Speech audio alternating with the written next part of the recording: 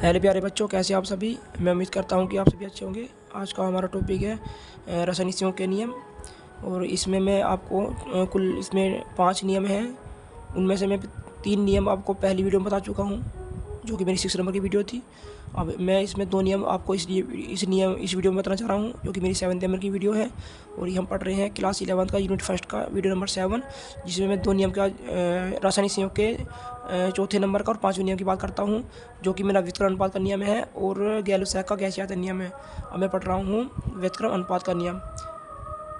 इस नियम का प्रतिपादन जर्मन वैज्ञानिक रिएक्टर ने 1792 ईस्वी में किया था। इस नियम के अनुसार जब दो तत्वों के भिन्न भिन्न द्रव्यमान अलग अलग किसी तीसरे तत्व के निश्चित द्रव्यमान से संयोग करते हैं, तो यदि इन दोनों तत्वों में संयोग हो सके तो उसी अनुपात में अथवा एक सरलगुणित अनुपात में होगा, जिसमें वे तीसरे तत्व के एक निश्चित द्रव्यमान से संयोग करते हैं।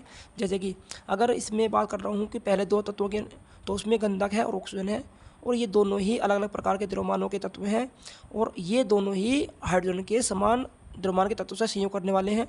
जब ये दोनों यानी गंधक और ऑक्सीजन हाइड्रोजन से क्रिया करते हैं तो ये हाइड्रोजन सल्फाइड और जल देते हैं। अब देखते हैं हाइड्रोजन सल्फाइड H2S और जल देते हैं, और H2S में H का परमाणु भार होता है 2 और सल्फर का होता है 32। इसी प्रकार इन दोनों में एक सरल अनुपात हो जाएगा 1:16 का अनुपात। इसी प्रकार यदि जल की बात करता हूँ तो जल में के 2 परमाणु हैं, तो हाइड्रोजन का जल में हाइड्रोजन के 2 परमाणु हैं। H के परमाणु भार हो गए 2 और O के हो गए 16, यानी 2:16 अर्थात 1:8 का अनुपात है, अगर सिम्प्लेस्ट करता हूँ तो इसे। अब ये देखते हैं कि दोनों में यानी H2S में, हाइड्रोजन सल्फाइड में और जल दोनों में एक सरल अनुपात है, और दोनों ही यानी सल्फर भी और ऑक्सीजन भी यदि जब हाइड्रोजन से क्रिया करेंगे, समान प्रकार के द्रव्यमान से हाइड्रोजन से क्रिया कर रहे हैं, तो उनमें भी सरल अनुपात ही होगा। देखिए, अगर जब ये हाइड्रोजन सल्फाइड और जल के बीच अगर एक अनुपात निकाला गया तो 1:16 का अनुपात था, इसमें 1:8 का अनुपात पाया गया। जब दोनों के मध्य यानी H2S और H2 के मध्य अनुपात निकाला जाएगा तो उसमें भी एक सरल अनुपात होगा, अर्थात 16 और 8 का अनुपात। अब मैं इसके और इसकी बात कर रहा हूँ, इस यौगिक की और इस यौगिक की बात कर रहा हूँ। इस यौगिक में भी एक सरल अनुपात होगा, जो दोनों ही यौगिक सल्फर भी और ऑक्सीजन भी हाइड्रोजन से समान द्रव्यमान वाले हाइड्रोजन से क्रिया कर रहे हैं, तो उनमें भी एक सरल अनुपात होगा। ये होता है व्युत्क्रम अनुपात का नियम। 16 और 8 का अनुपात, देखिए 16 और 8 का अनुपात होगा। जब इन दोनों के बीच संयोग होगा तो उनकी मात्राओं में भी 16 और 8 का ही अनुपात होगा। इसे हम सरल अनुपात का नियम भी कहते हैं, सरल गुणित अनुपात का नियम कहते हैं। अब इसे ये तो मेरा एक एग्जाम्पल था, इसे देखते हैं दूसरे एग्जाम्पल से समझने की कोशिश करते हैं।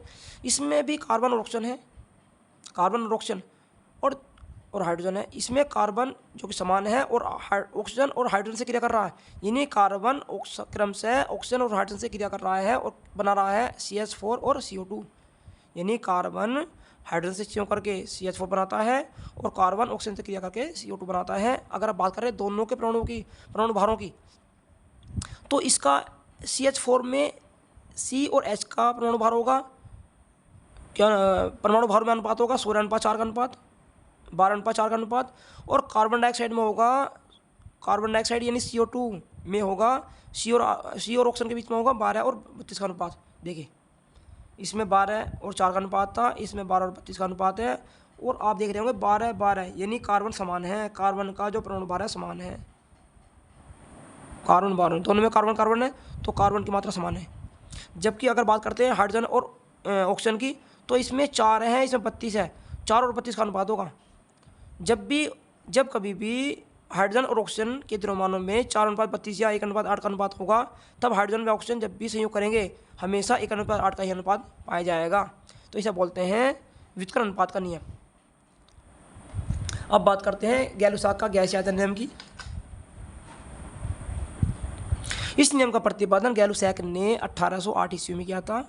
इस नियम अनुसार, यानी इस नियम में क्या बताया गया, एक समान ताप और दाब पर जब 2 गैसें परस्पर संयोग करती हैं, जैसे आपको दिख रहा होगा, एक हाइड्रोजन है और एक क्लोरीन है, दोनों ही आपस में समान ताप और दाब पर रिएक्शन कर रही हैं, तो उनके अभिकारक आयतनों में ये अभिकारक आयतन है। अभिकारक आयतन मतलब एक आयतन, एक अणु इसका, दोनों में 1:1 का अनुपात है। तो आयतन में सरल अनुपात होता है, यानी 1:1 का अनुपात सरल अनुपात है। यदि उत्पाद भी गैसें हों, देखो उत्पाद ये बन गए, उत्पाद यदि गैसें हों, HCl गैस है, HCl गैस है, दोनों ही गैसें हैं और उनके दोनों बन रहे हैं तो दो आयतन है। यदि उत्पाद भी गैस हों तो उनके आयतनों में भी अभिकारकी गैसों के आयतनों के सरल की तरह ही सरल अनुपात होगा। अर्थात जो उत्पाद बनेंगे अगर वो भी गैस है तो अभिकारकों की गैस की अपेक्षा की तुलना में इन दोनों में ही सरल अनुपात होगा। अर्थात अभिकारक के बीच में सरल अनुपात और उत्पादों के बीच में भी सरल अनुपात होगा। तो यहाँ पर हाइड्रोजन और क्लोरीन और हाइड्रोक्लोरिक अम्ल गैसें के आयतन 1:2 के अनुपात में है, 1:1 और 1 के अनुपात और 2 बना हुआ है, तो 1:1:2 के अनुपात में है, जो कि सरल अनुपात है। इस प्रकार गैलुसैक के गैसीय आयतन नियम की पुष्टि हो जाती है, जो गैलुसैक ने बताया था। तो मैं उम्मीद करता हूँ कि ये वीडियो आपको समझ में आई होगी, और यदि वीडियो आपको समझ में आती है तो इसे लाइक करें, सब्सक्राइब करें, कमेंट करें और अधिक से अधिक शेयर करें। Thank you.